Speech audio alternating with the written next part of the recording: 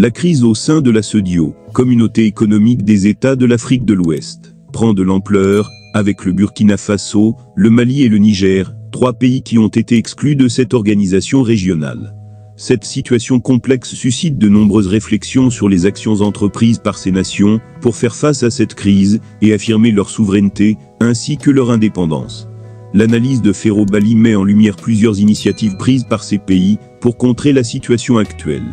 Tout d'abord, la mise en service de l'oléoduc du Niger est un exemple significatif de l'autonomie économique que le Niger cherche à établir.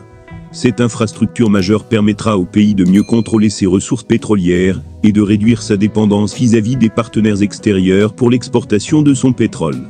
Par ailleurs, la reprise de la ville de Kidal par les forces armées maliennes, FAMA, constitue une victoire militaire importante dans la lutte contre les groupes djihadistes qui ont longtemps semé le trouble dans la région.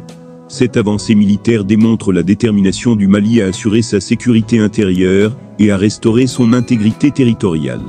Enfin, la décision de construire une raffinerie d'or au Burkina Faso est un choix stratégique majeur pour le contrôle de l'exploitation de cette précieuse ressource naturelle. Elle illustre l'engagement du Burkina Faso à diversifier son économie et à devenir moins vulnérable aux pressions extérieures.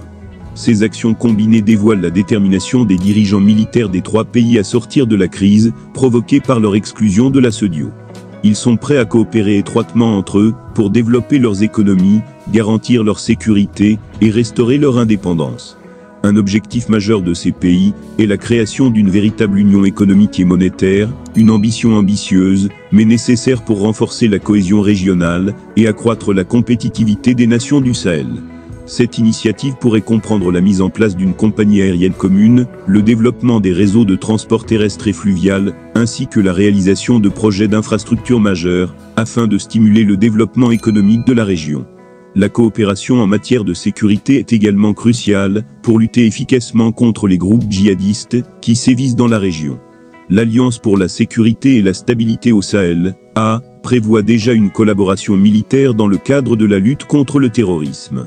Le retrait éventuel des pays de l'Alliance pour le Sahel, A, de l'Union économique et monétaire ouest-africaine, UMOA, et de la Banque centrale des États de l'Afrique de l'Ouest, BCEAO, représenterait un revers majeur pour ces organisations régionales.